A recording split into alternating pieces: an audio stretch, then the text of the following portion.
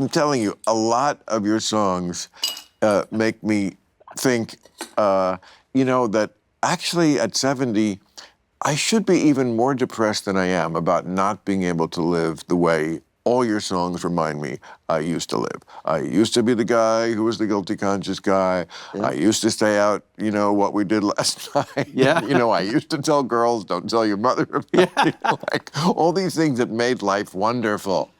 Wonderful. I was living on fast forward, all this kind of shit. Like Yeah, me too. my friend, what do you call yourself? Hillbilly Rockstar? Hillbilly Rockstar, out of control. And, like friends are worried about you. You should have been out there then when it was awesome. Anyway, go ahead. Out where? When we were Hillbilly Rockstars, out of control. Oh, I'm sure. But before social media, I was it's like comedian in Hollywood out of control. Yeah, it's great. I mean, I always say. But you made it through. There's an old saying that somebody said it: when you get to be a star, a celebrity, whatever, you get a year to act like an asshole. And I may have taken 2. Yeah. And you may have taken. Well, look, when you get a record deal, I feel like, the business gives you one big lemon to squeeze. And we squeezed every bit of that, and that lemon is fun, and we squeezed every single drop out of that lemon. We had a lot of fun. What year did the last drop ooze Oh, out? no, we're still squeezing it, but... but it's a much different fun now. I mean, it's almost the kind of fun we had from 1994 till around 2010. Do you think you We had a lot of years. That's a lot of years. And then I was just tired of it. I woke up one day and I went, I think I'm tired of this. I want to do what I do, because I woke up on the bus one day and I went. Oh, you take a bus? Well, I still have a bus. I fly to the first show, and then I'll kind of ride the bus here and there, and then I'll fly home. How long's the bus ride usually? 6 hours? Oh yeah, 6 hours. 6 hours. And that don't bother you? No. I sleep better on the bus than most I do anywhere in my life. Sleep on the bus? Yeah. I went on a bus once. I rode with the band when I was opening for somebody else. To Wolf Trap. You must have played Wolf Trap outside D.C. Well, oh, yeah. Outside venue. Yeah. Very big in the summer. Yeah. Like amphitheater. Yeah. Yeah. But like people on the lawn. On the lawn, yeah. Yeah. I mean, lawn people, I call them, if you can't even get close to where there's seats. Okay. But it's lovely, beautiful, starry night. But like that night, driving. It's hard on you. Going from Charleston, West Virginia, I'm sure you've played there. Oh, yeah. But look, the interstates in this, it's worse now because we haven't fixed the infrastructure. So the buses just do this more than they ever used to, right? So it's harder now.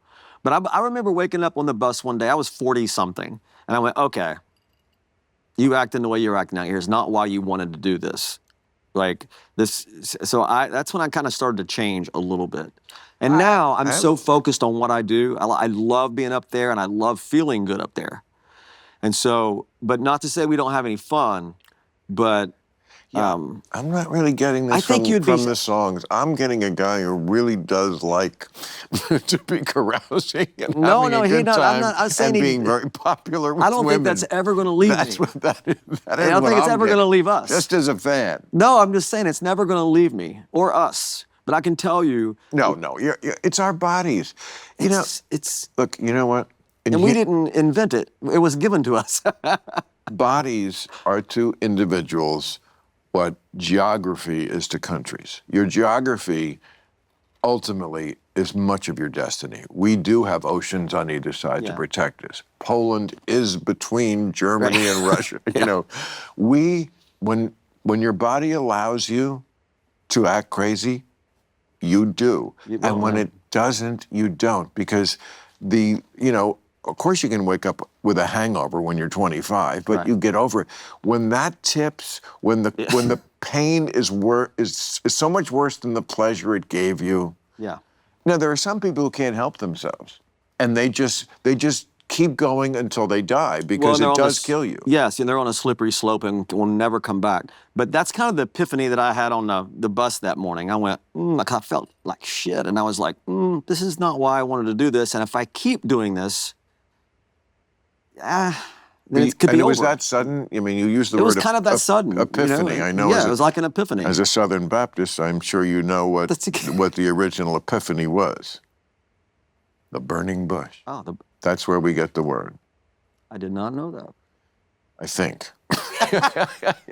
No, that is my memory. But again, that's what you were told anyway. College was 50 years ago. I smoked pot.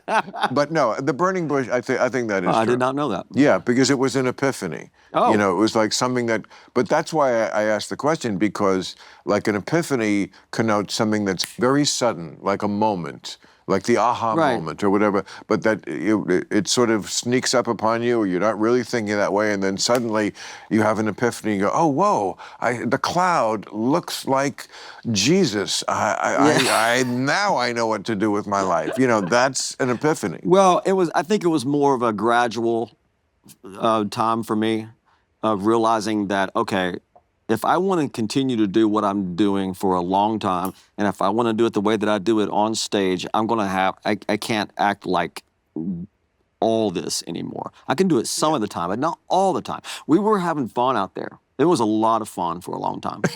So, but in a crazy way, it fed the creativity. The Eagles used to call the after party the third encore. Oh, I love that.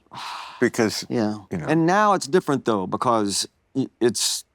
I think you're similar to me, probably a lot of performers would say the same thing. Yeah. Like, what, if you really dig down, what does it do for you? Well, certainly when you start, you need the money. Okay, so let's not say money isn't important. Money is very important. At a certain point, you have enough where you're not really, it's not the prime way. You're not turning it down. I like money, but you know, you're not, that's, I don't need it. So, okay, what is it really? I think it's like, I like to be a hero. And there's an audience that likes what I do, like very particularly. Like I can do something that I think, or they wouldn't buy tickets or be such loyal fans. I do something they think nobody else quite does. And to scratch that itch, they need me to do it. No, and you speak to them. And I so want to like give them that gift then. You know, like, I really want to be their hero at that moment. We want you to like analyze the news this week in this funny way and say the right thing, okay, good. I want to, and I feel like you're probably doing the same thing. You're No question. Like, I just love that I can be their hero for 2 hours. This is what they wanted me to do, and I did it. You know, I didn't fuck it up. I didn't not show up. I didn't half-ass it. Didn't. You know, I didn't play the deep cuts motions. that, you know. Yeah. I did. And I've never done that, by the way. Like, have you ever been to shows where someone, like you go see one of your favorite acts and they play like 4 or 5 deep cuts? Like, I've never done that, ever, because it took me years to get them here. And I don't want that. I don't want to let them off the hook, right? And they've already voted. That's I mean, exactly what is right. a hit record? Yeah. It means they voted. They voted. We voted. The people voted. Yep. This is what we like it. And, you know, no matter how much, I'm sure every musician has ones they go, I can't believe this one didn't catch on. I mean, Phil Spector, they say, I mean, we know he went crazy. Yeah. Okay. What put him over the edge? A lot of people say he made this record, River Deep, Mountain High. Tina Turner did it. Mm-hmm. He thought it was like his greatest opus yet. And he had done some real great opuses, you know, like just that wall of sound shit that was going on in the early 60s with, you know, You've Lost That Love and Feeling. And, you know, he just had really some great stuff. And then this one just didn't click. But I think with making music, though, I mean, for me, I think what makes a hit record is spontaneity. And so if you think that, okay, if you go into it and you're done, you're listening to it, and this is the best thing I've ever done, that kind of thing, I think you're setting yourself up, because it may feed you, but who knows if it's feeding anyone else. And we all have our own reasons for liking what we do in the studio. But I think some of the best records that you have in your life and stuff that I have in my life are things that were just magic, that happened and not planned. And I think that's where the best records are made.